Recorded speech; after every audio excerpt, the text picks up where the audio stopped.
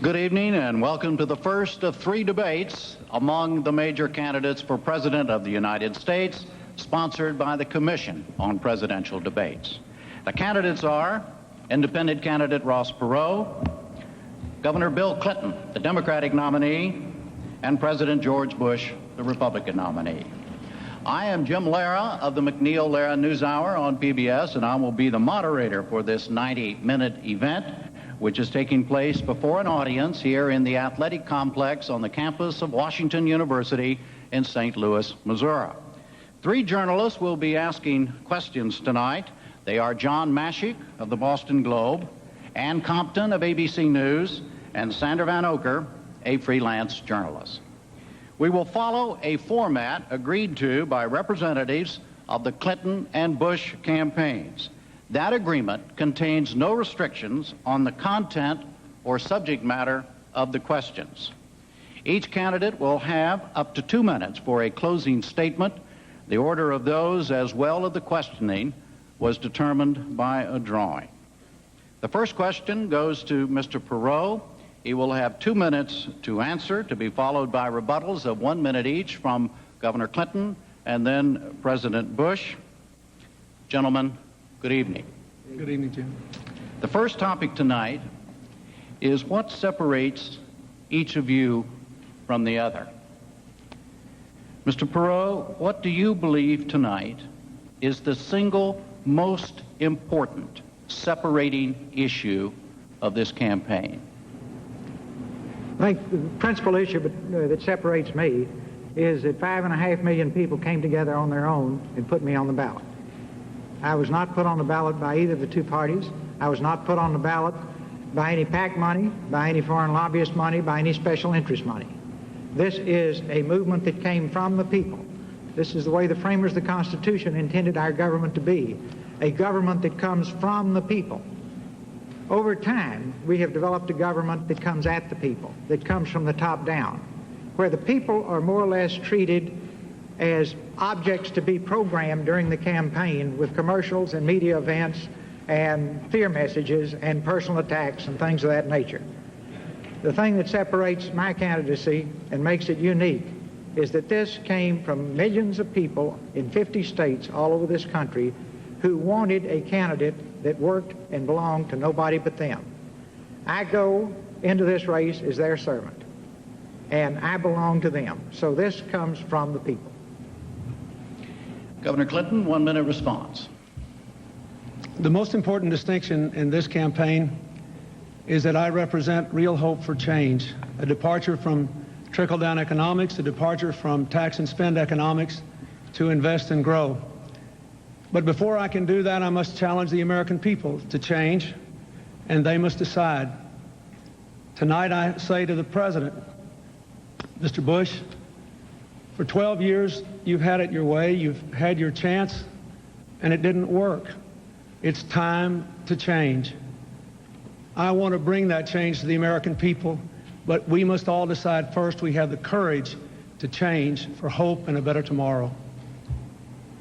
President Bush, 1 minute response, sir. Well, I think one thing that distinguishes is experience. I think we've dramatically changed the world. I'll talk about that a little bit later, but the changes are mind-boggling for world peace. Kids go to bed at night without the same fear of nuclear war. And change for change's sake isn't enough. We saw that message in the late 70s, and we heard a lot about change, and what happened? The misery index went right through the roof. But my economic program, I think, is the kind of change we want. And the way we're going to get it done is we're going to have a brand new Congress. A lot of them are thrown out because of all the scandals. I'll sit down with them, Democrats and Republicans alike, and work for my agenda for American renewal, which represents real change. But I'd say if you had to separate out, I think it's experience at this level. Governor Clinton, how do you respond to the President on the question? You have 2 minutes on the question of experience. He says that is what distinguishes him from the other 2 of you. I believe experience counts, but it's not everything. Values, judgment, and the record that I have amassed in my state also should count for something. I've worked hard to create good jobs and to educate people. My state now ranks first in the country in job growth this year. fourth in income growth, fourth in the reduction of poverty, third in overall economic performance, according to a major news magazine. That's because we believe in investing in education and in jobs. And we have to change in this country. You know, my wife Hillary gave me a book about a year ago in which the author defined insanity as just doing the same old thing over and over again and expecting a different result. We have got to have the courage to change. Experience is important, yes. I've gotten a lot of good experience in dealing with ordinary people over the last year and a month. I've touched more people's lives and seen more heartbreak and hope, more pain and more promise than anybody else who's run for president this year. And I think the American people deserve better than they're getting. We have gone from first to 13th in the world in wages in the last 12 years since Mr. Bush and Mr. Reagan have been in. Personal income has dropped while people have worked harder in the last 4 years. There have been twice as many bankruptcies as new jobs created. We need a new approach. The same old experience is not relevant. We're living in a new world after the Cold War, and what works in this new world is not trickle down, not government for the benefit of the privileged few, not tax and spend, but a commitment to invest in American jobs and American education, controlling American health care costs and bringing the American people together. That is what works. And you can have the right kind of experience and the wrong kind of experience. Mine is rooted in the real lives of real people, and it will bring real results if we have the courage to change. President Bush, 1 minute to respond. I just thought of another big difference here between me. I don't believe Mr. Perot feels this way, but I know Governor Clinton did because I want to accurately quote him. I think he said that the country is coming apart at the seams. Now, I know that the only way he can win is to make everybody believe the economy is worse than it is. But this country's not coming apart at the seams, for heaven's sakes. We're the United States of America. In spite of the economic problems, we're the most respected economy around the world. Many would trade for it. We've been caught up in a global slowdown. We can do much, much better. But we ought not to try to convince the American people that America is a country that's coming apart at the seams. I would hate to be running for president and think that the only way I could win would be to convince everybody how horrible things are. Yes, there are big problems, and yes, people are hurting. But I believe that this agenda for American renewal that I have is the answer to do it. And I believe we can get it done now, whereas we didn't in the past, because you're going to have a whole brand new bunch of people in the Congress that are going to have to listen to the same American people I'm listening to. Mr. Perot, a minute response, sir. Well, they've got a point. I don't have any experience in running up a $4 trillion debt. I don't have any experience in gridlock government where nobody takes responsibility for anything and everybody blames everybody else. I don't have any experience in creating the worst public school system in the industrialized world, the most violent, crime-ridden society in the industrialized world, but I do have a lot of experience in getting things done. So if we're at a point in history where we want to stop talking about it and do it, I've got a lot of experience in figuring out how to solve problems, making the solutions work, and then moving on to the next one. I've got a lot of experience in not taking 10 years to solve a 10-minute problem. So if it's time for action, I think I have experience that counts. If there's more time for gridlock and talk and finger pointing, I'm the wrong man. President Bush, the question goes to you. You have 2 minutes. And the question is this. Are there important issues of character separating you from these other two men? I think the American people should be the judge of that. I think character is a very important question. I said something the other day where I was accused of being like Joe McCarthy because I questioned, I put it this way, I think it's wrong to demonstrate against your own country or organize demonstrations against your own country in foreign soil. I just think it's wrong. That maybe they say, well, it's a youthful indiscretion. I was 19 or 20 flying off an aircraft carrier, and that shaped me to be Commander-in-Chief of the Armed Forces. And I'm sorry, but demonstrating, it's not a question of patriotism, it's a question of character and judgment. They get on me, Bill's gotten on me about read my lips, and when I make a mistake, I'll admit it. But he has not admitted a mistake, and I just find it impossible to understand how an American can demonstrate against his own country in a foreign land, organizing demonstrations against it when young men are held prisoner in Hanoi or kids out of the ghetto were drafted. Some say, well, you're a little old-fashioned. Maybe I am, but I just don't think that's right. Now, whether it's character or judgment, whatever it is, I have a big difference here on this issue. And so we'll just have to see how it plays out. But I couldn't do that. And I don't think most Americans could do that. And they all say, well, it was a long time ago. Well, let's admit it then. Say, I made a terrible mistake. How could you be commander-in-chief of the armed forces and have some kids say, when you have to make a tough decision, as I did in Panama or in Kuwait, and then have some kid jump up and say, well, I'm not going to go. The commander-in-chief was organizing demonstrations halfway around the world during another era. So there are differences, but that's about the main area where I think we have a difference. I don't know about, we'll talk about that a little with Ross here in a bit. Mr. Perot, you have 1 minute. I think American people will make their own decisions on character.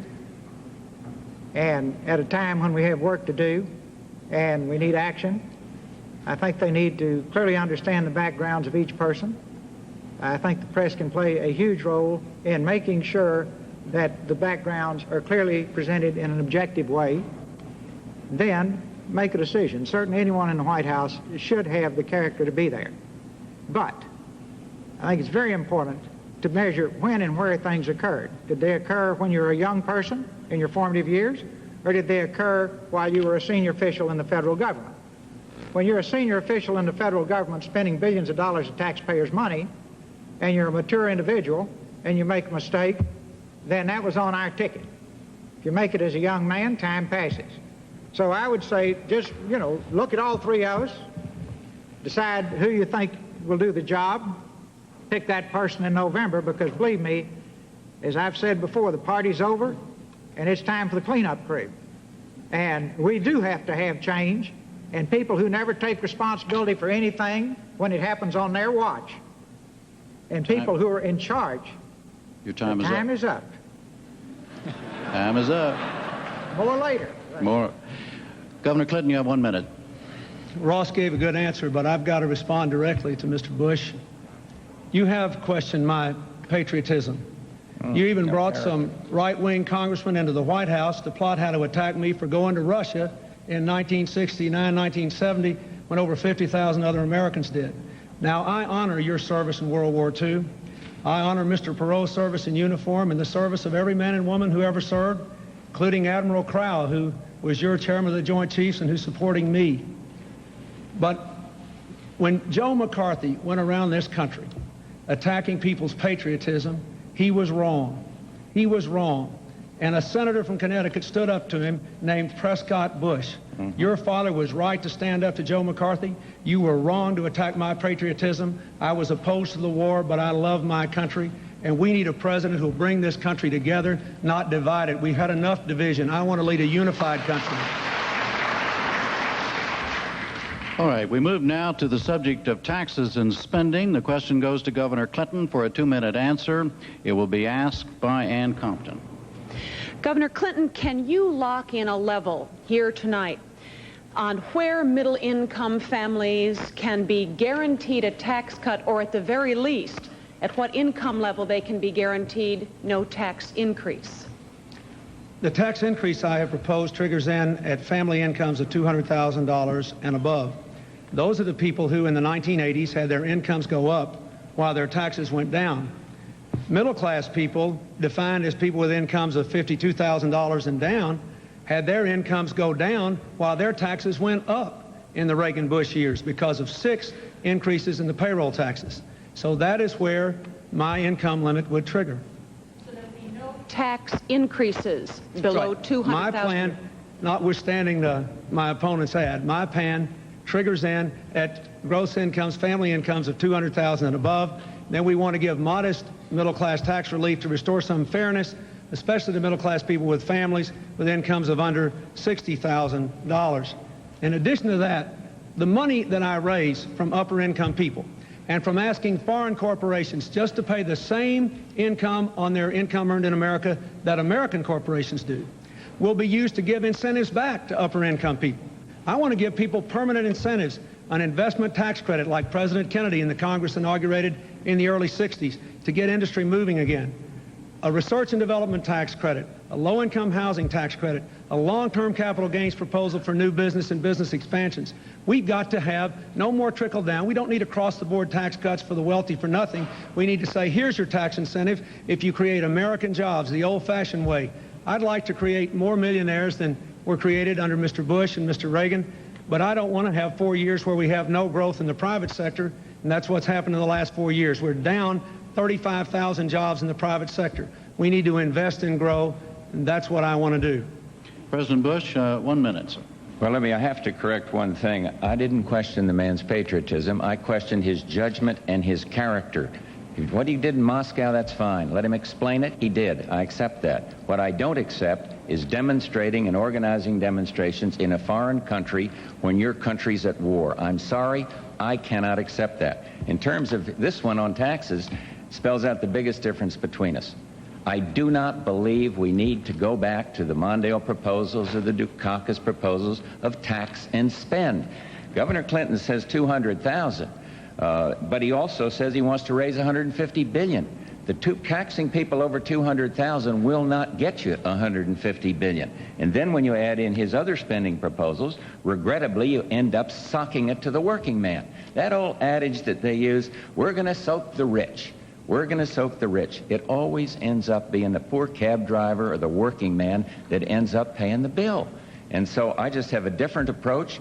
I believe the way to get the deficit down is to control the growth of mandatory spending programs and not raise taxes on the American people. We got a big difference there. Mr. Perot, 1 minute.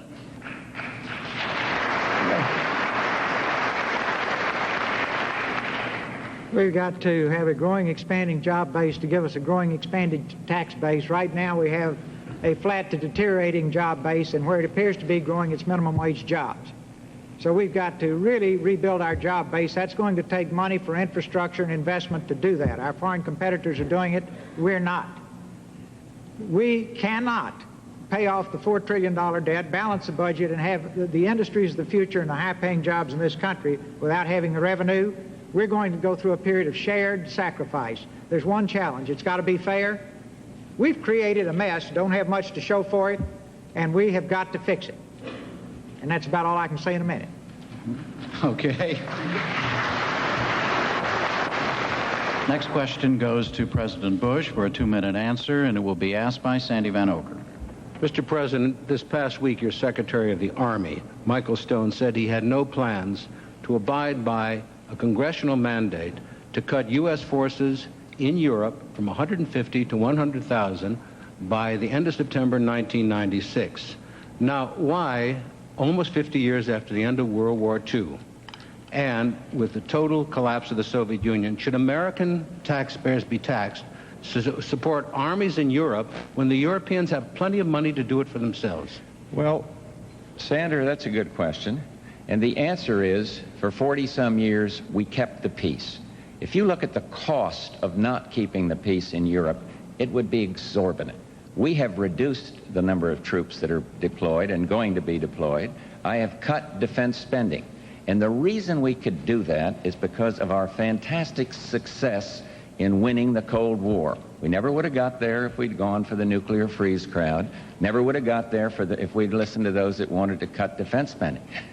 I think it is important that the United States stay in Europe and continue to guarantee the peace. We simply cannot pull back. Now, when anybody has a spending program they want to spend money on at home, they say, well, let's cut money out of the Defense Department. I will accept and have accepted the recommendations of two proven leaders, General Colin Powell and Secretary Dick Cheney.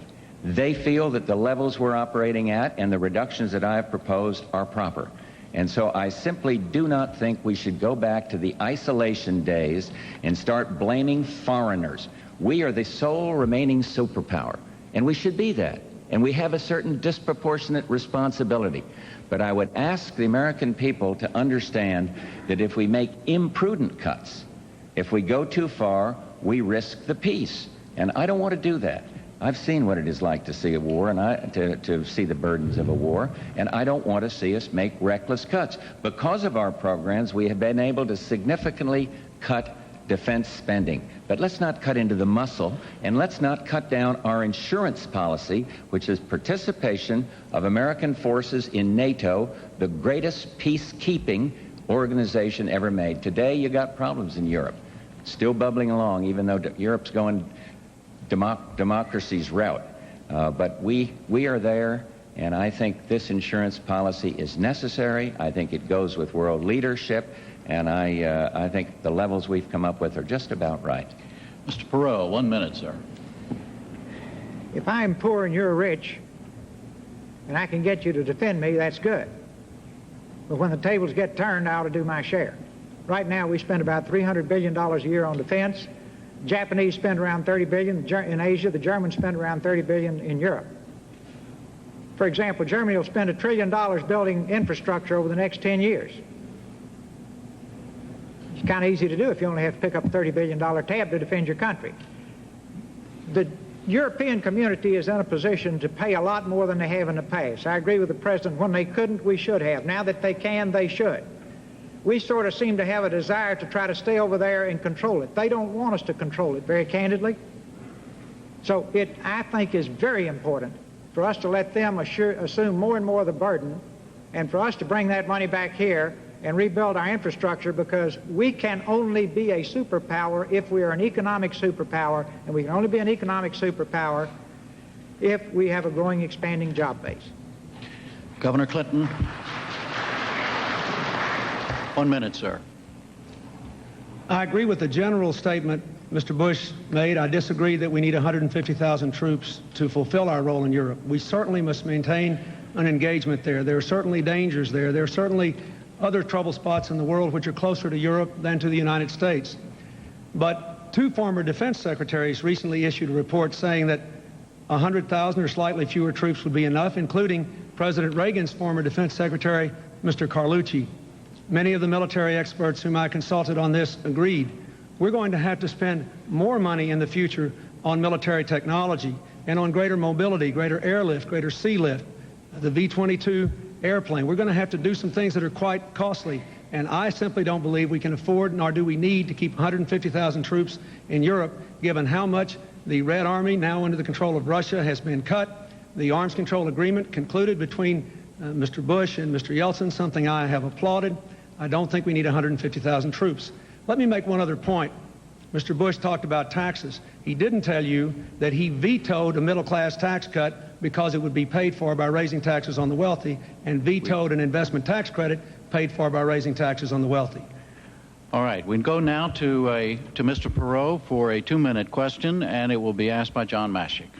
Mr. Perot, you talked about fairness just a minute ago on sharing the pain. As part of your plan to reduce the ballooning federal deficit, you've suggested that we raise gasoline taxes 50 cents a gallon over 5 years. Why punish the middle-class consumer to such a degree? It's 10 cents a year, cumulative. It finally gets to 50 cents at the end of the 5th year. I think punish is the wrong word. Again, see, I didn't create this problem. We're trying to solve it. Now, if you study our international competitors, some of our international competitors collect up to $3.50 a gallon in taxes, and they use that money to build infrastructure and create jobs. We collect 35 cents, and we don't have it to spend. I know it's not popular, and I understand the nature of your question, but the people who will be helped the most by it are the working people who will get the jobs created because of this tax. Why do we have to do it? Because we have so mismanaged our country over the years, and it is now time to pay the fiddler, and if we don't, we will be spending our children's money. We have spent $4 trillion worth. An incredible number of young people are active in supporting my effort because they're deeply concerned that we have taken the American dream from them. I think it's fitting that we're on the campus of a university tonight. These young people, when they get out of this wonderful university, will have difficulty finding a job. We've got to clean this mess up, leave this country in good shape, and pass on the American dream to them. We've got to collect the taxes to do it. If there's a fairer way, I'm all ears.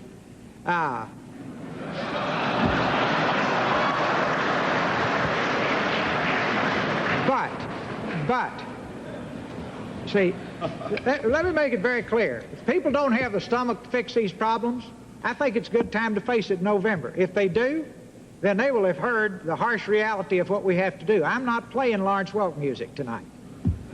All right, Governor Clinton, you have a minute, sir. I think Mr. Perot has confronted this deficit issue, but I think it's important to point out that we really have two deficits in America, not one. We have a budget deficit in the federal government, but we also have an investment, a jobs, an income deficit. People are working harder for less money than they were making 10 years ago, 2/3 of our people. A $1,600 drop in average income in just the last 2 years. The problem I have with the Perot prescription is that almost all economists who've looked at it say that if you cut the deficit this much, this quick, it will increase unemployment, it will slow down the economy. That's why I think we shouldn't do it that quickly. We have a disciplined reduction in the deficit of 50% over the next 4 years, but first, get incentives to invest in this economy, put the American people back to work. We've got to invest and grow.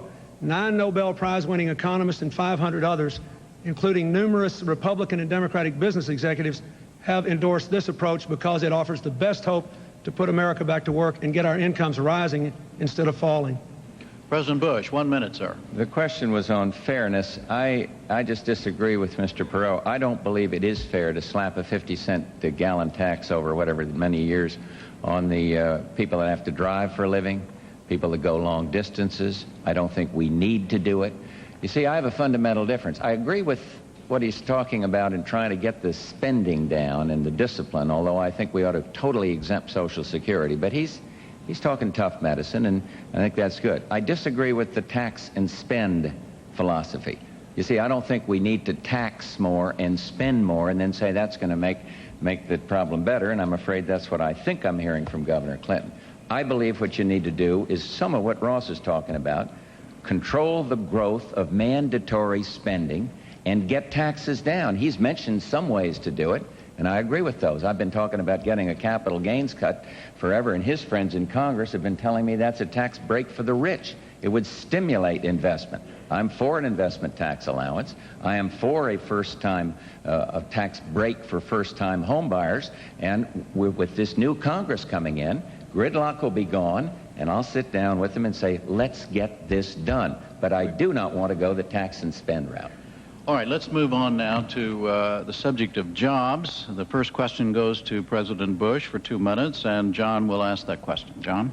Mr. President, last month you came to St. Louis to announce a very lucrative contract for McDonnell Douglas to build F-15s for Saudi Arabia. In today's Post-Dispatch, a retired saleswoman, a 75-year-old woman named Marjorie Roberts, asked if she could ask a question of the candidate, said she wanted to register her concern about the lack of a plan to convert our defense-oriented industries into other purposes. How would you answer her?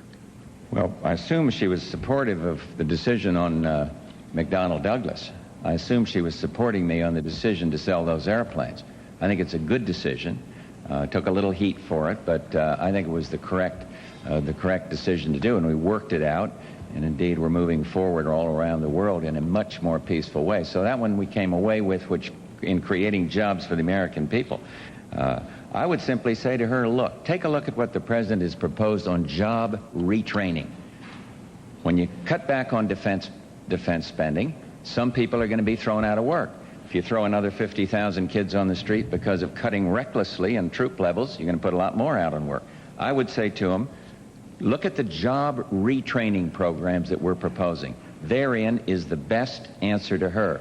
And another one is stimulate investment in savings. I mean, we've got big economic problems, but we are not coming apart at the seams. We're ready for a recovery with interest rates down and inflation down, the cruelest tax of all, caught up in a global slowdown right now, but that will change if you go with the programs I've talked about and if you help with job retraining and education. I am a firm believer that our America 2000 education problem is the answer. A little longer run, it's going to take a while to educate, but it is a good program. So her best hope for short term is job retraining if she was thrown out of work at a defense plant. But tell her it's not all that gloomy. We're the United States. We faced tough problems before. Look at the misery index when the Democrats had both the White House and the Congress. It was just right through the roof. Now, we can do better. And the way to do better is not to tax and spend, but to retrain, get that control of the mandatory spending programs. I am much more optimistic about this country than some. Mr. Perot? Mr. Perot, you have 1 minute, sir. Well, your defense industries are going to have to convert to civilian industries. Many of them are.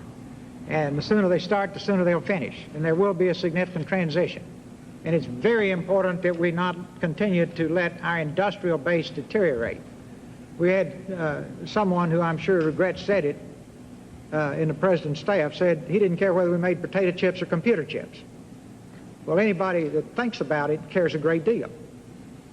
Number one, you make more making computer chips than you do potato chips. Number two, 19 out of 20 computer chips that we have in this country now come from Japan. We've given away whole industries. So as we phase these industries over, there's a lot of intellectual talent in these industries.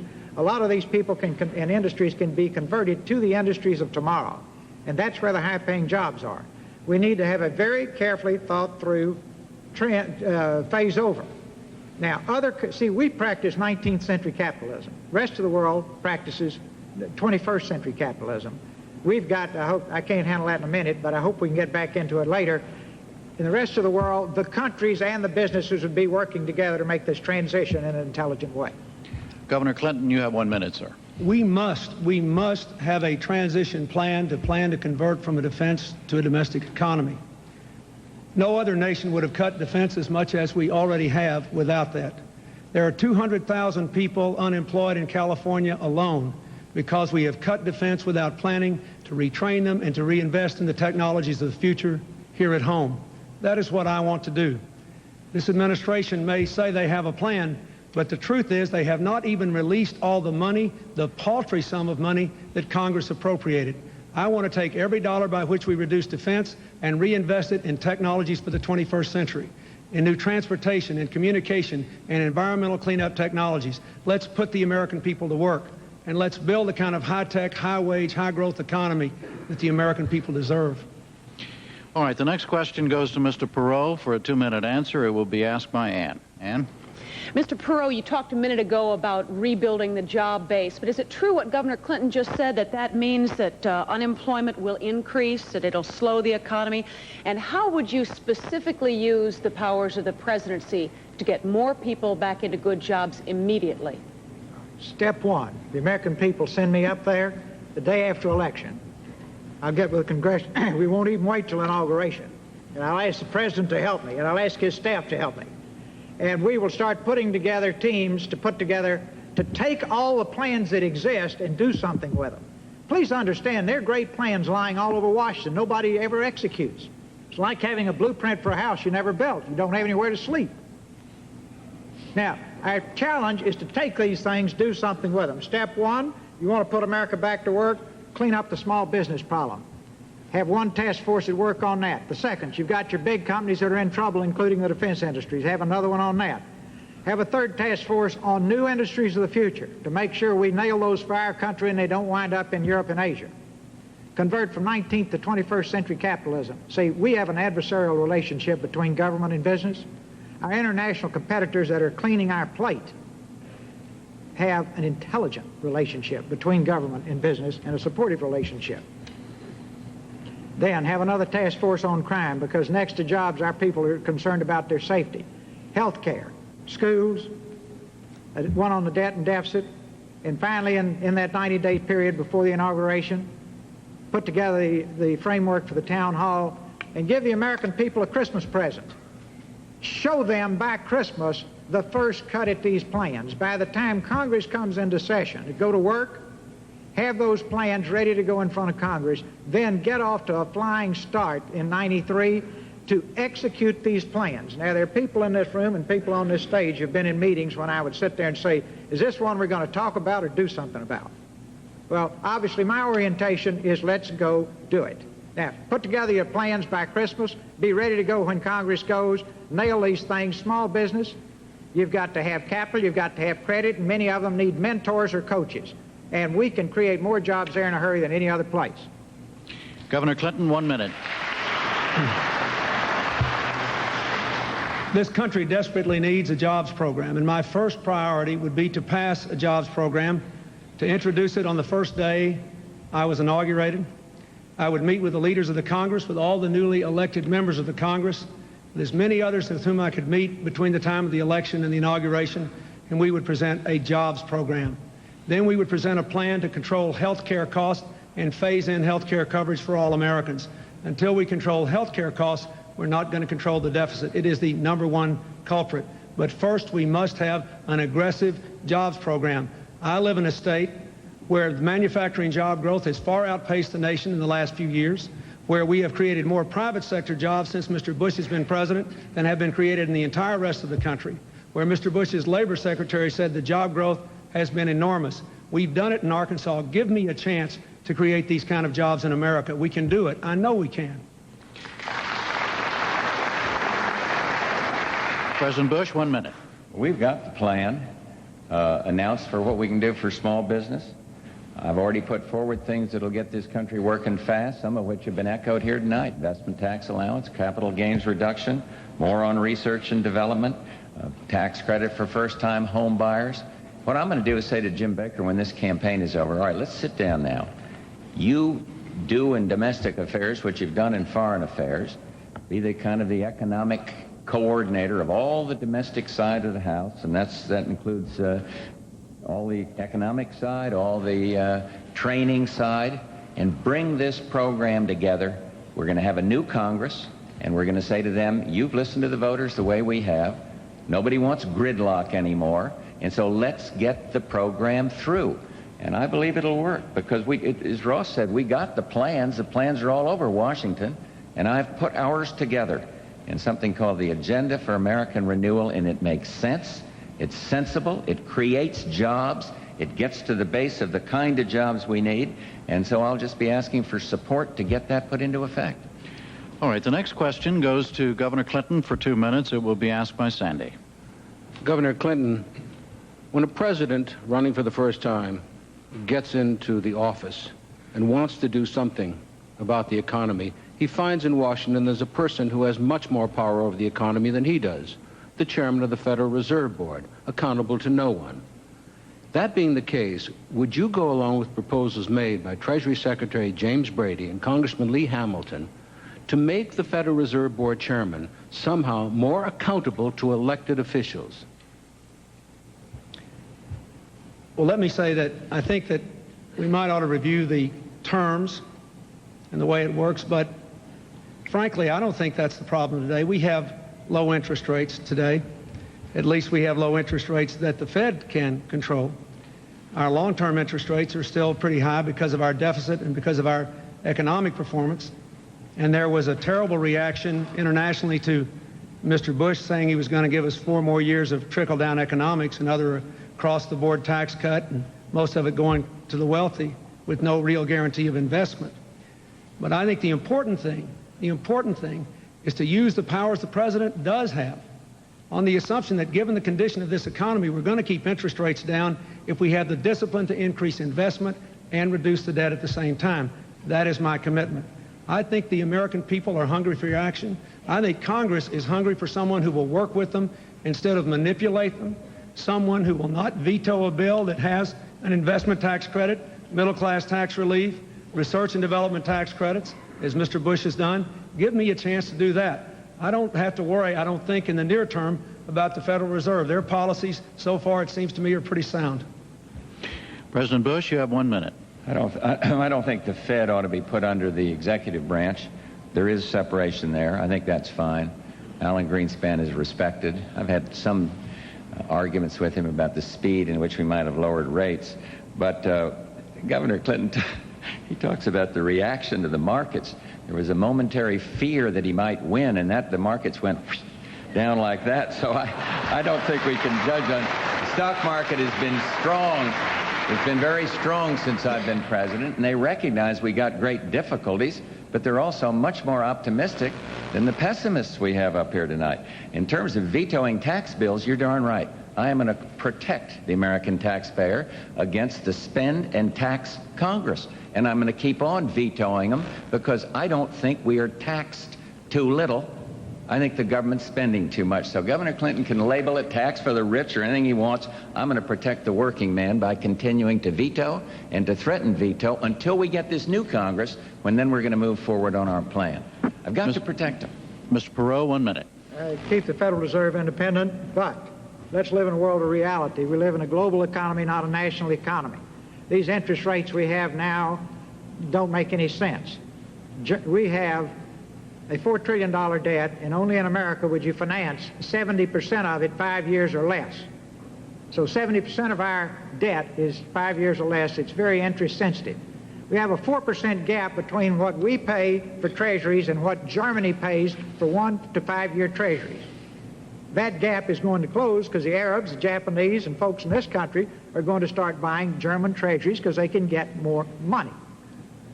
Every time our interest rates go up 1%, that adds $28 billion to the deficit, or to the debt, whichever place you want to put it. We are sitting on a ticking bomb, folks, because we have totally mismanaged our country, and we had better get it back under control. Just think, in your own business, if you had all of your long-term problems financed short-term, you'd go broke in a hurry. All right, we're going to move to foreign affairs. The first question goes to Mr. Perot for a 2-minute answer, and Sandy will ask it. Mr. Perot, in the post-war Cold War environment, what should be the overriding U.S. national interest? And what can the United States do, and what can it afford to do to defend that national interest? Well, again, if you're not rich, you're not a superpower, so we have two that I'd put as number one. I have 1 and 1A. One is we've got to have the money to be able to pay for defense. And we've got to manufacture here. Believe it or not, folks, you can't ship it all overseas. You got to make it here. And you can't convert from potato chips to airplanes in an emergency. See, Willow Run could be converted from cars to airplanes in World War II because it was here. We've got to make things here. You just can't ship them overseas anymore. I hope we talk more about that. Second thing, on priorities, we've got to help Russia succeed in its revolution and all of its republics. When we think of Russia, remember, we're thinking of many countries now. We've got to help them. That's pennies on the dollar compared to renewing the Cold War. Third, we've got all kinds of agreements on paper and some that are being executed on getting rid of nuclear warheads. Russia and its republics are out of control, or at best in weak control right now. It's a very unstable situation. You've got every rich Middle Eastern country over there trying to buy nuclear weapons, as you well know. And that will lead to another 5-star migraine headache down the road. We really need to nail down the intercontinental ballistic missiles, the ones that can hit us from Russia. And we're focused on the tactical. We've made real progress there. We've got some agreements on the nuclear, but we don't have those things put away yet. The sooner the better. So in terms of priorities, we've got to be financially strong. Number two, we've got to take care of this missile situation and try to get the nuclear war behind us and give that a very high priority. And number three, we need to help and support Russia and the republics in every possible way to become democratic, capitalistic societies and not just sit back and let those countries continue in turmoil, because they could go back worse than things used to be. And believe me, there are a lot of old boys in the KGB and the military that liked it better the way it used to be. Thank you. Governor Clinton, 1 minute. In order to keep America the strongest nation in the world, we need some continuity and some change. There are three fundamental challenges. First of all, the world is still a dangerous and uncertain place. We need a new military and a new national security policy equal to the challenges of the post-Cold War era. a smaller permanent military force, but one that is more mobile, well-trained with high-technology equipment. We need to continue the negotiations to reduce the nuclear arsenals in the Soviet Union, the former Soviet Union, and the United States. We need to stop this proliferation of weapons of mass destruction. Second, we have to face that in this world, economic security is a whole lot of national security. Our dollar's at an all-time low against some foreign currencies. We're weak in the world. We must rebuild America's strength at home. And finally, we ought to be promoting the democratic impulses around the world. Democracies are our partners. They don't go to war with each other. They're reliable friends in the future. National security, economic strength, democracy. President Bush, 1 minute. Well, we still are the envy of the world in terms of our military. There's no question about that. We're the envy of the world in terms of our economy. In spite of the difficulties we're having, there's no question about that. Our exports are dramatically up. I might say to Mr. Perot, I can understand why you might have missed it, because there's so much fascination by trivia, but I worked out a deal with Boris Yeltsin to eliminate, get rid of entirely the most destabilizing weapons of all, the SS-18, the big intercontinental ballistic missile. I mean, that's been done. And thank God it has, because the parents of these young people around here go to bed at night without the same fear of nuclear war. We made dramatic progress. And so we've got a good military. The question is, we get a new military, get the best in the world. We got it. And they're keeping the peace. And they're respected around the world. And we are more respected because the way we have conducted ourselves. We didn't listen to the nuclear freeze crowd. We said peace through strength, and it worked, and the Cold War is over. And America understands that. But we're so turned so inward, we don't understand the global picture. And we are helping democracy. Ross, the Freedom Support Act is something that I got through the Congress, and it's a very good thing, because it does exactly what you say, and I think you agree with that, to help Russian democracy. We're going to keep on doing that. All right, next question is for Governor Clinton, and John will ask it. Governor Clinton, you've accused the president of coddling tyrants, including those in Beijing. As president, how would you exert U.S. power to influence affairs in China? I think our relationships with China are important, and I don't think we want to isolate China. But I think it is a mistake for us to do what this administration did when all those kids went out there carrying the Statue of Liberty in Tiananmen Square. Mr. Bush sent 2 people in secret to toast the Chinese leaders and basically tell them not to worry about it. They rewarded him by opening negotiations with Iran to transfer nuclear technology. That was their response to that sort of action. Now that voices in the Congress and throughout the country have insisted that we do something about China, look what has happened. China has finally agreed to stop sending us products made with prison labor, not because we coddled them, but because the administration was pushed into doing something about it. And recently, the Chinese have announced that they're going to lower some barriers to our products, which they ought to do, since they have a $15 billion trade surplus with the United States under Mr. Bush, the second biggest surplus of all, second to Japan. So I would be firm. I would say, if you want to continue most favored nations status for your government-owned industries as well as your private ones, observe human rights in the future. Open your society. Recognize the legitimacy of those kids that were carrying the Statue of Liberty. If we can stand up for our economic interests, we ought to be able to pursue the democratic interests of the people in China, and over the long run, they'll be more reliable partners.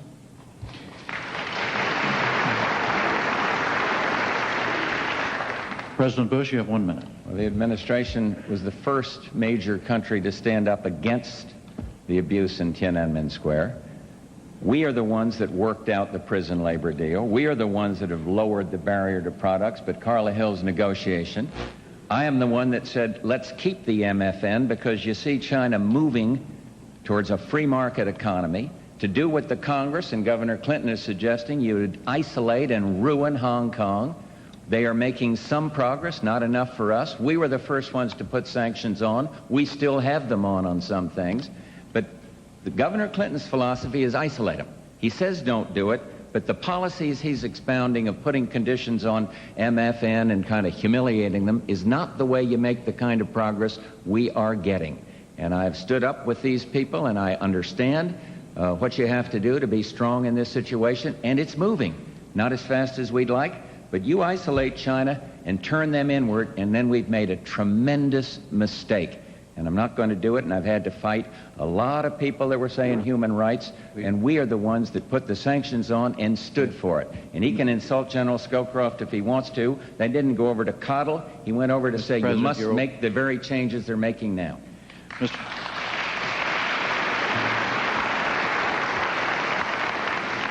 1 minute, Mr. Perot. China's a huge country, broken into many provinces. It has some very elderly leaders that will not be around too much longer. Capitalism is growing and thriving across big portions of China. Asia will be our largest trading partner in the future. It will be a growing and a closer relationship. We have a delicate, tight wire walk that we must go through at the present time to make sure that we do not cozy up to tyrants, to make sure that they don't get the impression that they can suppress their people. But time is our friend there, because their leaders will change in not too many years, worst case. And their country is making great progress. One last point on the missiles. I don't want the American people to be confused. We have written agreements, and we have some missiles that have been destroyed. But we have a huge number of intercontinental ballistic missiles that are still in place in Russia. The fact that you have an agreement is one thing. Till they're destroyed, some crazy person can either sell them or use them. All right, the next question goes to President Bush for a 2-minute answer, and Ann will ask it. Mr. President, how can you watch the killing in Bosnia and the ethnic cleansing or the starvation and anarchy in Somalia and not want to use America's might, if not America's military, to try to end that kind of suffering? And both of them are very complicated situations. And I vowed something because I learned something from Vietnam. I am not going to commit U.S. forces until I know what the mission is, till the military tell me that it can be completed, until I know how they can come out. We are helping. American airplanes are helping today on humanitarian relief for Sarajevo. It is America that's in the lead in helping with humanitarian relief for Somalia. But when you go to put somebody else's son or daughter into war, I think you got to be a little bit careful, and you have to be sure that there's a military plan that can do this. You have ancient ethnic rivalries that have cropped up as Yugoslavia is dissolved or getting dissolved, and it isn't going to be solved by sending in the 82nd Airborne. And I'm not going to do that as Commander-in-Chief. I am going to stand by and use the moral persuasion of the United States to get satisfaction in terms of prison camps, and we're making some progress there, and in terms of getting humanitarian relief in there. And right now, as you know, the United States took the lead in a no-fly operation up there in a no-fly order up in the United Nations. We're working through the international organizations. That's one thing I learned by forging that tremendous and highly successful coalition against Saddam Hussein, the dictator. Work internationally to do it. I am very concerned about it. I'm concerned about ethnic cleansing. I'm concerned about attacks on Muslims, for example, over there. But I must stop short of using American force until I know how those young men and women are going to get out of there, as well as get in, know what the mission is, and define it. And I think I'm on the right track. Are you designing a mission? Ann, sorry. Time is up. We have to go to Mr. Perot for a 1-minute response. I think if we learned anything in Vietnam, it's you first commit this nation before you commit the troops to the battlefield. We cannot send our people all over the world to solve every problem that comes up. This is basically a problem that is a primary concern to the European community. Certainly, we care about the people. We care about the children. We care about the tragedy. But it is inappropriate for us, just because there's a problem somewhere around the world, to take the sons and daughters of working people, and make no mistake about it, our all-volunteer armed force is not made up of the sons and daughters of the beautiful people. It's the working folks who send their sons and daughters to war, with a few exceptions. Very unlike World War II, when FDR's sons flew missions. Everybody went. It's a different world now. Very important that we not just without thinking it through, just rush to every problem in the world and have our people torn to pieces. Governor Clinton, 1 minute. I agree that we cannot commit ground forces to become involved in the quagmire of Bosnia or in the tribal wars of Somalia. But I think that it's important to recognize that there are things that can be done short of that, and that we do have interests there.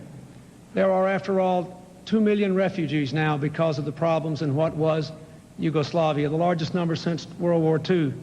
And there may be hundreds of thousands of people who will starve or freeze to death in this winter. The United States should try to work with its allies and stop it. I urged the President to support this air cover, and he did, and I applaud that. I applaud the no-fly zone, and I know that he's going back to the United Nations to try to get authority to enforce it. I think we should stiffen the embargo on the Belgrade government, and I think we have to consider whether or not we should lift the arms embargo now on the Bosnians, since they are in no way in a fair fight with a heavily armed opponent bent on ethnic cleansing. We can't get involved in the quagmire, but we must do what we can. All right, moving on now to divisions in our country.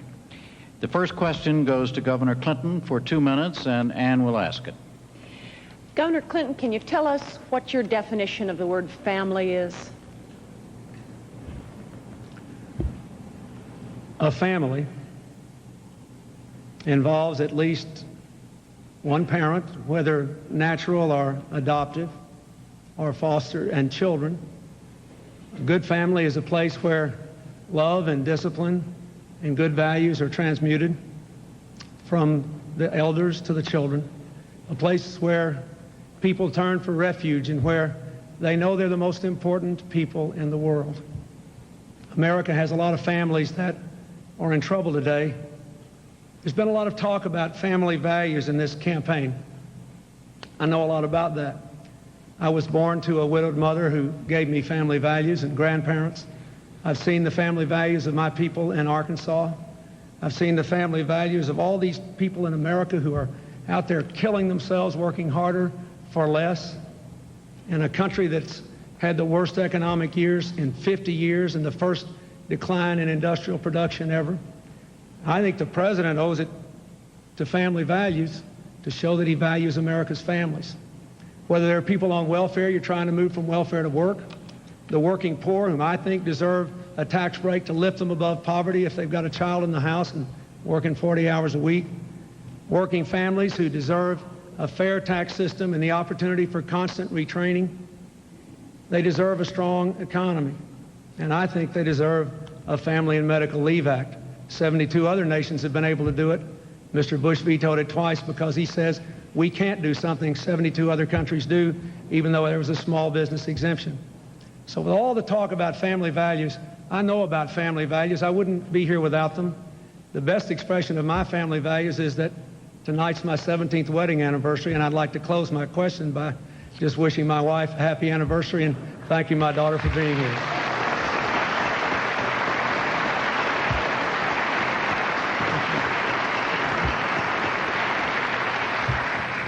President Bush, 1 minute. Well, I would say that one meeting that made a profound impression on me was when the mayors of the big cities, including the mayor of Los Angeles, a Democrat, came to see me, and they unanimously said the decline in urban America stems from the decline in the American family. So I do think we need to strengthen family.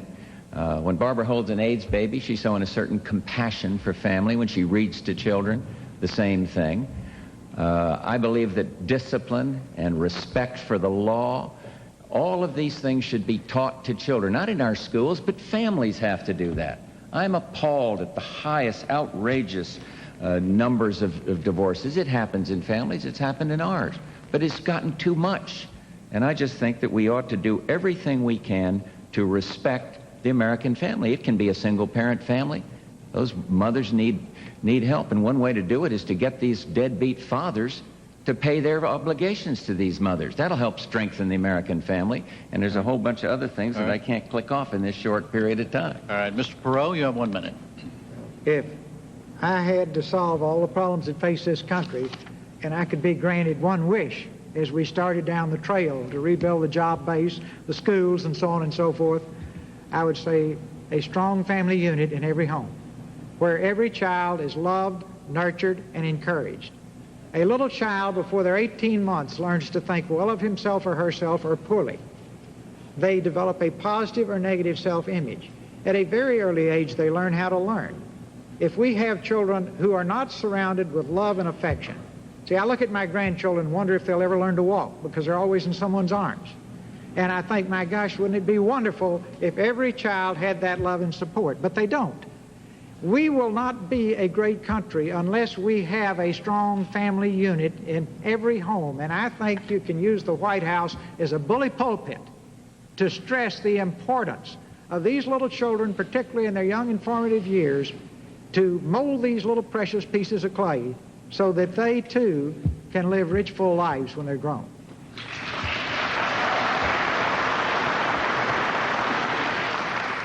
New question, 2-minute answer, goes to President Bush. Sandy will ask it. Mr. President, there's been a lot of talk about Harry Truman in this campaign, so much so that I think tomorrow I'll wake up and see him named as the next commissioner of baseball. They could use But the one. thing that Mr. Truman didn't have to deal with was drugs. Americans are increasingly alarmed about drug-related crimes in cities and suburbs, and your administration is not the first to have grappled with this. And are you at all of a mind that maybe it ought to go to another level, if not to what's advocated by William F. Buckley Jr. and Milton Friedman, legalization, somewhere between there and where we are now? No, I don't think that's the right answer. I don't believe legalizing narcotics is the answer. I just don't believe that's the answer. I do believe that there's some fairly good news out there. The use of cocaine, for example, by teenagers is dramatically down. But we've got to keep fighting on this war against drugs. We're doing a little better in interdiction. Many of the countries below that used to say, well, this is the United States problem. If you'd get the demand down, then we wouldn't have the problem, are working cooperatively with the DEA and other the military. We're using the military more now in terms of interdiction. Our funding for recovery is up, recovering the addicts. Where we're not making the progress, Sander, is we're making it in teenagers. And thank God, because I thought what Ross said was most appropriate about these families and these children. But where we're not making it is with the confirmed addicts. And I'll tell you one place that's working well, and that is the private sector. Jim Burke and this task force that he has, you may know about it. I'll tell the American people, but this man said, I'll get you $1 million a day in pro bono advertising, something that's very hard for the government to do, and he went out and he did it. And people are beginning to educate through this program, teaching these kids you shouldn't use drugs. So we're still in the fight, but I must tell you, I think legalization of narcotics or something of that nature in the face of the medical evidence would be totally counterproductive. And I oppose it, and I'm going to stand up and continue to oppose it. Mr. Perot?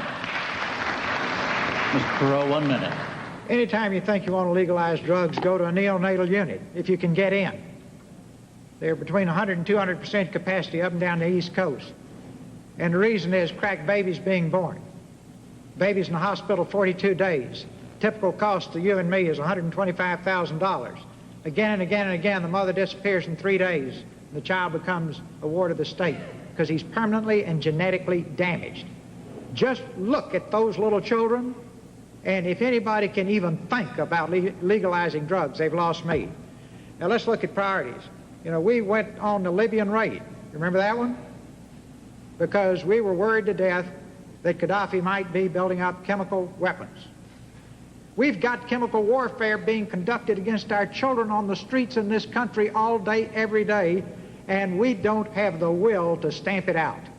And again, if I get up there, if you send me, we're going to have some blunt talks about this, and we're really going to get out in the trenches and say, is this one you want to talk about or fix? Because talk won't do it, folks. There are guys that couldn't get a job, third shift in a Dairy Queen, driving BMWs and Mercedes selling drugs. And these old boys are not going to quit easy. Right.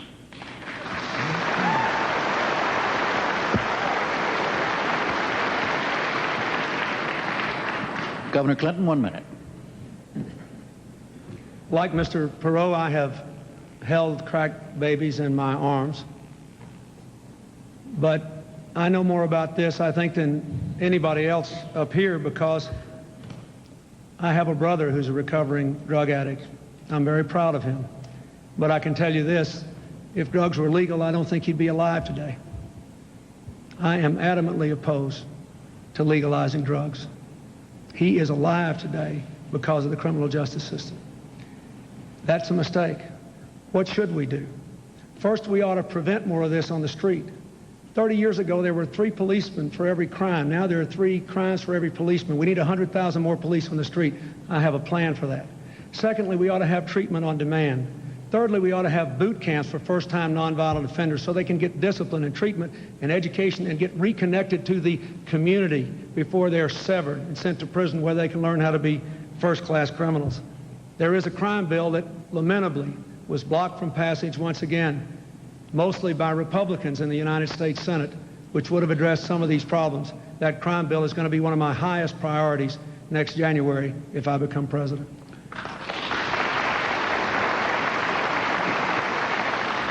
Next question is to you, Mr. Perot. You have 2 minutes to answer it, and John will ask it.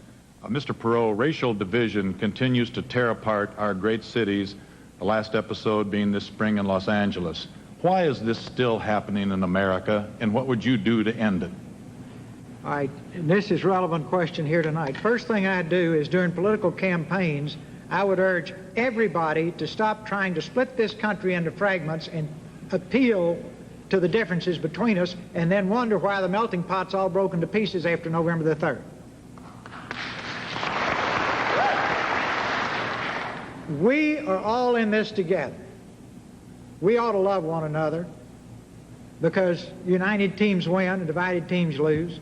And if we can't love one another, we ought to get along with one another. And if you can't get there, just recognize we're all stuck with one another because nobody's going anywhere, right? Now, that ought to get everybody back up to let's get along together and make it work. Our diversity is a strength. We've turned it into a weakness. Now, again, the White House is a bully pulpit. I think whoever's in the White House should just make it absolutely unconscionable and inexcusable. And if anybody's in the middle of a speech at one of these conventions, I would expect the candidate to go out and lift him off the stage if he starts preaching hate, because we don't have time for it. See, our differences are our strengths. We have got to pull together. In athletics, we know it. See, divided teams lose, united teams win. We have got to unite and pull together, and there's nothing we can't do. But if we sit around blowing all this energy out the window on racial strife and hatred, we are stuck with a sure loser, because we have been a melting pot. We're becoming more and more of a melting pot. Let's make it a strength, not a weakness.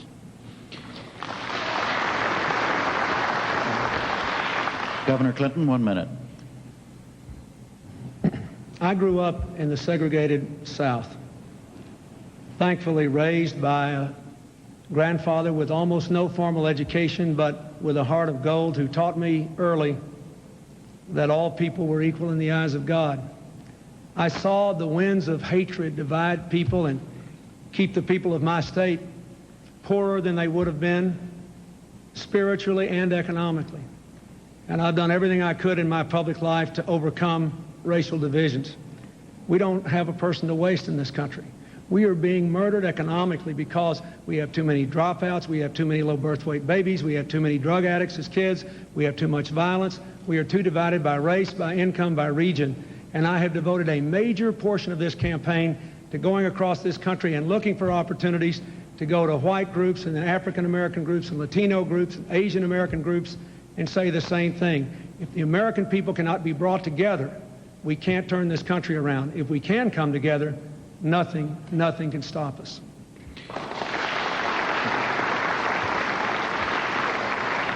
Mr. President, 1 minute.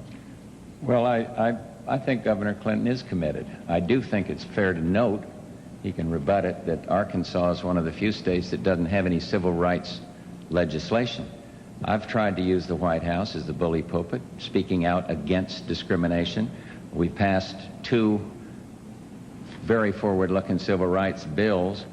It's not going to be all done by legislation, But I do think that you need to make an appeal every time you can to eliminate racial divisions and discrimination. And I'll keep on doing that and pointing to some legislative accomplishment to back it out. I have to take 10 seconds here at the end. The red light isn't on yet. To say to Ross Perot, please don't say to the DEA agents on the street that we don't have the will to fight drugs. Please, I've watched these people. The same for our local law enforcement people. We're backing up every way we possibly can. But maybe you meant that some in the country don't have the will to fight it, but those that are out there on the front line, as you know, you've been a strong backer of law enforcement. Really, I just want to clear that up, have the will to fight it, and frankly, some of them are giving their lives. Time, Mr. President. All right, let's go now to another subject, the subject of health. The first question for 2 minutes is to President Bush, and John will ask it. Mr. President, yesterday, tens of thousands of people paraded past the White House to demonstrate their concern about the disease AIDS. A celebrated member of your commission, Magic Johnson, quit, saying that there was too much inaction. Where is this widespread feeling coming from that your administration is not doing enough about AIDS? Coming from the political process, we have increased funding for AIDS. We've doubled it on research and on every other aspect of it. My request for this year was $4.9 billion for AIDS, 10 times as much per AIDS victim as per cancer victim. I think that we're showing the proper compassion and concern. So I can't tell you where it's coming from, but I am very much concerned about AIDS, and I believe that we've got the best researchers in the world out there at NIH working the problem. We're funding them. I wish there was more money, but we're funding them far more than any time in the past, and we're going to keep on doing that. I don't know, I was a little disappointed in Magic because he came to me and I said, now, if you see something we're not doing, get a hold of me, call me, let me know. He went to one meeting, and then we heard that he was stepping down, so he's been replaced by Mary Fisher, who electrified the Republican convention by talking about the compassion and the concern that we feel. It was a beautiful moment, and I think she'll do a first-class job on that commission. So I think the appeal is, yes, we care. And the other thing is, part of AIDS, it's one of the few diseases where behavior matters. And I once called on somebody, well, change your behavior. If the behavior you're using prone to cause AIDS, change the behavior. Next thing I know, one of these ACT-UP groups is out saying Bush ought to change his behavior. You can't talk about it rationally. The extremes are hurting the AIDS cause. To go into a Catholic Mass in a beautiful cathedral in New York under the cause of helping in AIDS and start throwing condoms around in the Mass, I'm sorry, I think it sets back the cause. We cannot move to the extreme. We've got to care. We've got to continue everything we can at the federal and the local level. Barbara, I think, is doing a superb job in destroying the myth about AIDS. And all of us are in this fight together. All of us care. Do not go to the extreme.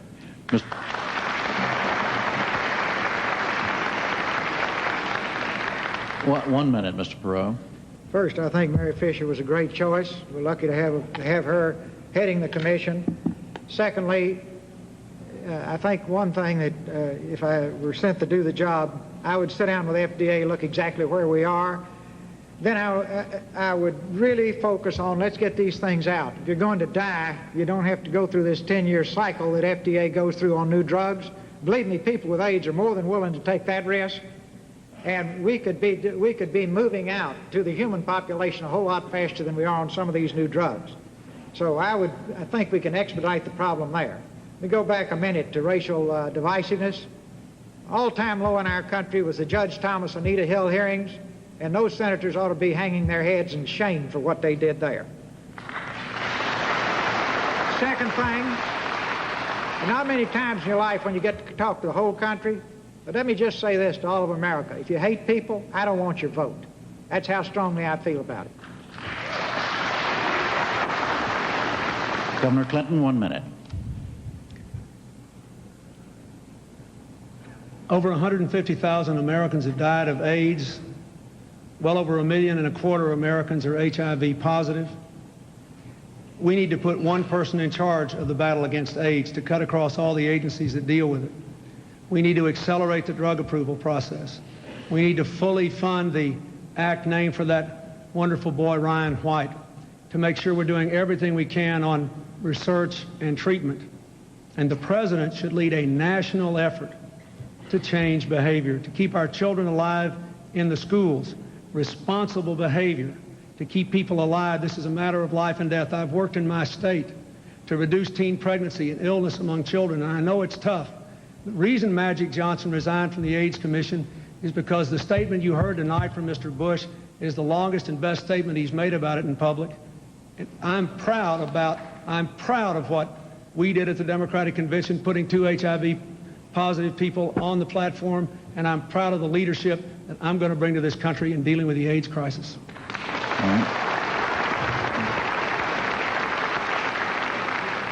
New question for Mr. Perot. You have 2 minutes to answer, and Ann will ask it.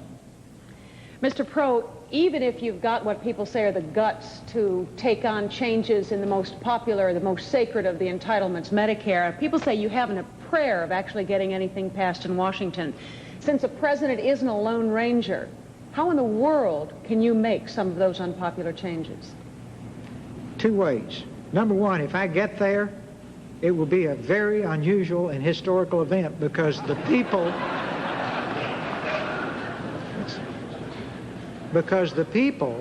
not the special interests, put me there. I will have a unique mandate. I have said again and again, and this really upsets the establishment in Washington, that we're going to inform the people in detail on the issues through an electronic town hall so that they really know what's going on. They will want to do what's good for our country. Now, all these fellows with $1,000 suits and alligator shoes running up and down the halls of Congress that make policy now, the lobbyists, the PAC guys, the foreign lobbyists, what have you, they'll be over there in the Smithsonian, you know. Because we're going to get rid of them. And the Congress will be listening to the people, and the American people are willing to have fair, shared sacrifice. They're not as stupid as Washington thinks they are.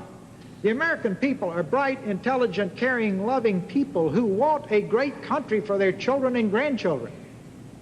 And they will make those sacrifices. So I welcome that challenge, and just watch. Because if the American people send me there, we'll get it done. Now, everybody will faint in Washington. They've never seen anything happen in that town. This is a town where the White House says Congress did it, Congress says the White House did it, and I'm sitting there and say, well, who else could be around? You know, then when they get off by themselves, they said nobody did it. And yet the cash register is empty, and it used to have our money, the taxpayers' money, in it, and we didn't get the results. No, we'll get it done. We'll have to cheat.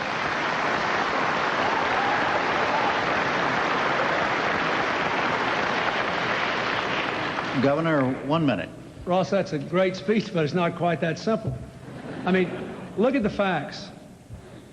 Both parties in Washington, the president and the Congress, have cut Medicare. The average senior citizen is spending a higher percentage of income on health care today than they were in 1965 before Medicare came in. The president's got another proposal to require them to pay $400 a year more for the next 5 years. But if you don't have the guts to control cost by changing the insurance system and taking on the bureaucracies and the regulation of health care in the private and public sector, you can't fix this problem. Costs will continue to spiral. And just remember this, folks. A lot of folks on Medicare are out there every day making the choice between food and medicine. Not poor enough for Medicare, Medicaid, not wealthy enough to buy their medicine. I've met them, people like Mary Annie and Edward Davis in Nashua, New Hampshire, all over this country. They cannot even buy medicine. So let's be careful. When we talk about cutting health care costs, let's start with the insurance companies and the people that are making a killing instead of making our people healthy.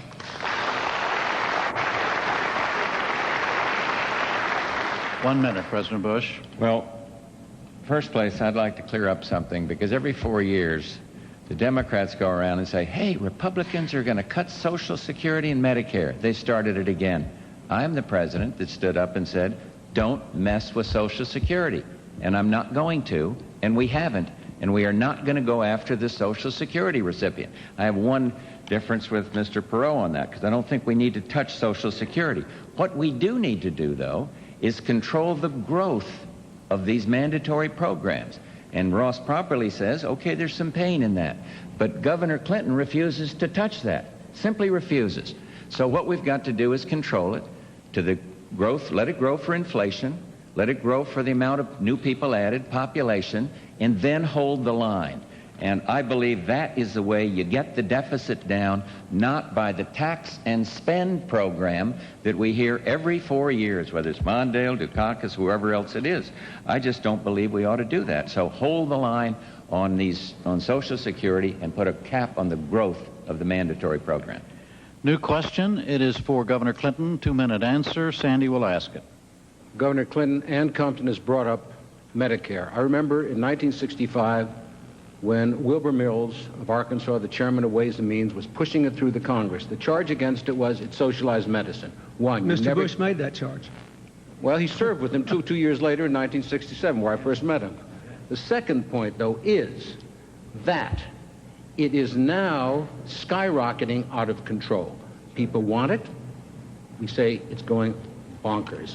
Is not the Oregon plan applied to Medicaid rationing the proper way to go, even though the federal government last August ruled that violated the Americans with Disabilities Act of 1990? Well, I thought the Oregon plan should at least have been allowed to be tried, because at least the people in Oregon were trying to do something. But let me go back to the main point, Sandy. Mr. Bush is trying to run against Lyndon Johnson and Jimmy Carter and everybody in the world but me in this race. I have proposed a managed competition plan for health care. I will say again, you cannot control health care costs simply by cutting Medicare. Look what's happened. The federal government has cut Medicare and Medicaid in the last few years.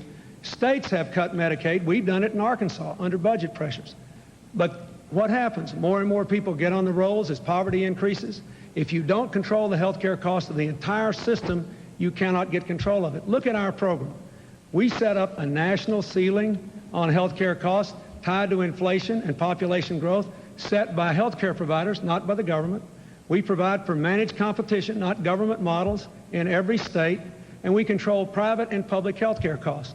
Now, just a few days ago, a bipartisan commission of Republicans and Democrats, more Republicans than Democrats, said my plan will save the average family $1,200 a year more than the Bush plan will by the year 2000, $2.2 trillion in the next 12 years, $400 billion a year by the end of this decade.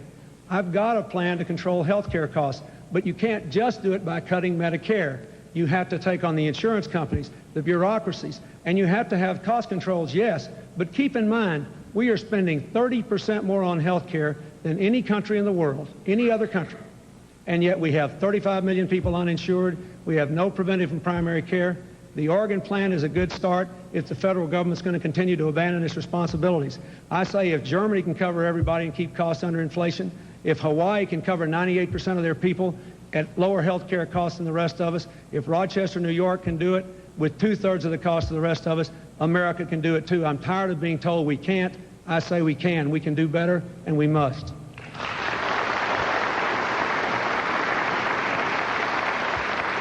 President Bush, 1 minute. Well, I don't have time in 30 seconds or whatever minute to talk about our health care reform plan. Oregon plan made some good sense, but it's easy to dismiss the concerns of the disabled. As president, I have to be sure that those waivers, which we're approving all over the place, are covered under the law. Maybe we can work it out.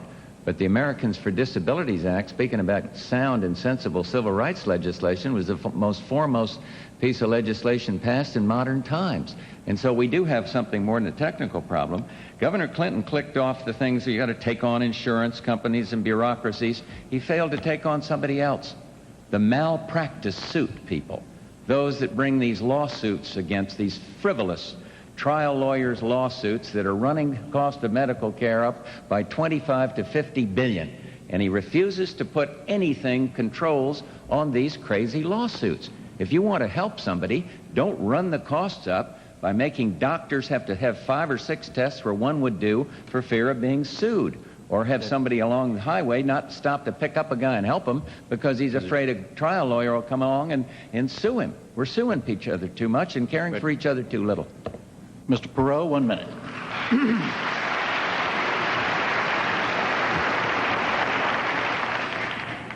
We got the most expensive health care system in the world, ranks behind 15 other nations and when we come to life expectancy, and 22 other nations when we come to infant mortality. So we don't have the best. Pretty simple, folks. If you're paying more and you don't have the best, if all else fails, go copy the people who have the best who spend less, right? But we can do better than that. Again, we've got plans lying all over the place in Washington. Nobody ever implements them. Now I'm back to square one. If you want to stop talking about it and do it, then I'll be glad to go up there and we'll get it done. But if you just want to keep the music going, just stay traditional this next time around. And this 4 years from now, you'll have everybody blaming everybody else for a bad health care system. Talk is cheap. Words are plentiful. Deeds are precious. Let's get on with it. And that's exactly what we're going to do. That was, in fact, the final question and answer. We're now going to move to closing statements. Each candidate will have up to 2 minutes. The order, remember, was determined by a drawing, and Mr. Perot, you were first. Well, it's been a privilege to be able to talk to the American people tonight. I make no bones about it. I love this country. I love the principle it's founded on. I love the people here. I don't like to see the country's principles violated. I don't like to see the people in a deteriorating economy and a deteriorating country because our government has lost touch with the people. The people in Washington are good people. We just have a bad system. We've got to change the system. It's time to do it because we have run up so much debt that time is no longer our friend. We've got to put our house in order. When you go to bed tonight, look at your children. Think of their dreams. Think of your dreams as a child and ask yourself, isn't it time to stop talking about it? Isn't it time to stop creating images? Isn't it time to do it? Aren't you sick of being treated like an unprogrammed robot? Every 4 years, they send you all kinds of messages to tell you how to vote and then go back to business as usual. They told you at the Tax and Budget Summit that if you agreed to a tax increase, we could balance a budget. They didn't tell you that that same year they increased spending $1.83 for every dollar we increased taxes. That's Washington in a nutshell right there. In the final analysis, I'm doing this for your children when you look at them tonight. There's another group that I feel very close to, and these are the men and women who fought on the battlefield, the children, the families, the ones who died, the people who left parts of their bodies over there. I'd never ask you to do anything for me, but I owe you this, and I'm doing it for you. And I can't tell you what it means to me at these rallies when I see you, and you come up, and the look in your eyes, and I know how you feel, and you know how I feel. And then I think of the older people who are retired. They grew up in the Depression. They fought and won World War II. We owe you a debt we can never repay you, and the greatest repayment I can ever give is to recreate the American dream for your children and grandchildren. I'll give it everything I have if you want me to do it.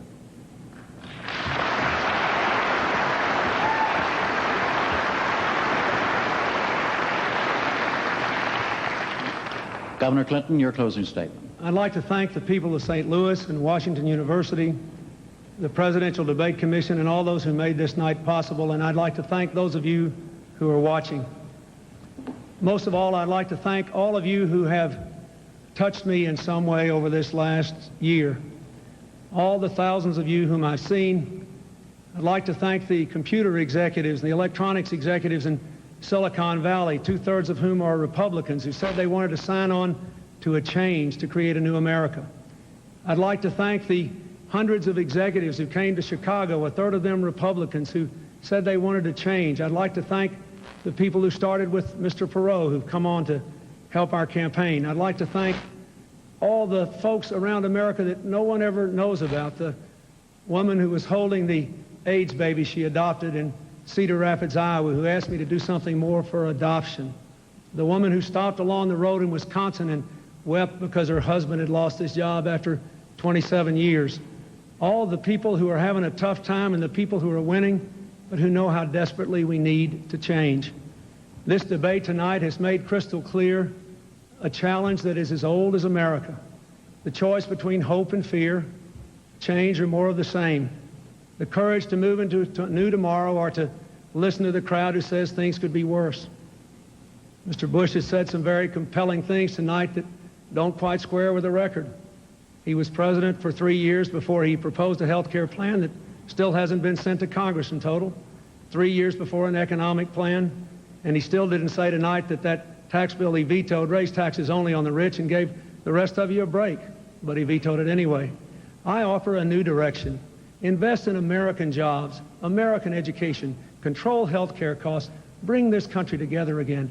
I want the future of this country to be as bright and brilliant as its past, and it can be if we have the courage to change.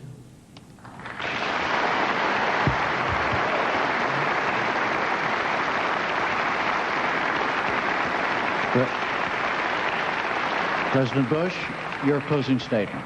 Well, let me tell you a little what it's like to be president. In the Oval Office, you can't predict what kind of crisis is going to come up. You have to make tough calls. You can't be on one hand this way and one hand another. You can't take different positions on these difficult issues. And then you need a philosophical, I'd call it a philosophical underpinning. Mine for foreign affairs is democracy and freedom. And look at the dramatic changes around the world. Cold War is over. Soviet Union is no more, and we're working with democratic country. Poland, Hungary, Czechoslovakia, the Baltics are free. Take a look at the Middle East. We had to stand up against a tyrant. The United States came together. We haven't in many, many years. And we kicked this man out of Kuwait. And in the process, as a result of that will and that decision and that toughness, we now have ancient enemies talking peace in the Middle East. Nobody would have dreamed it possible. And I think the biggest dividend of making these tough calls is the fact that we are less afraid of nuclear war. Every parent out there has much less worry that their kids are going to be faced with nuclear holocaust. All this is good. On the domestic side, what we must do is have change that empowers people. Not change for the sake of change, tax and spend. We don't need to do that anymore. What we need to do is empower people. We need to invest and save. We need to do better in education. We need to do better in job retraining. We need to expand our exports, and they're going very, very well indeed, and we need to strengthen the American family. I hope, as president, that I've earned your trust. I've admitted it when I make a mistake, but then I go on and help try to solve the problems. I hope I've earned your trust, because a lot of being president is about trust and character. And I ask for your support for 4 more years to finish this job. Thank you very, very much.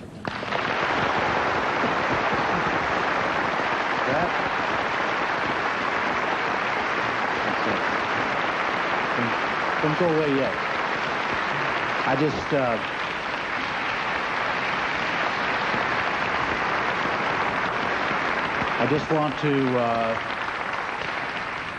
just want to thank the 3 panelists and thank the 3 candidates for participating, President Bush, Governor Clinton, and Mr. Perot. They will appear again together on October the 15th and again on October 19th. The next Tuesday there will be a debate among the 3 candidates for vice president. And for now, from Washington University in St. Louis, Missouri, I'm Jim Lara. Thank you and good night.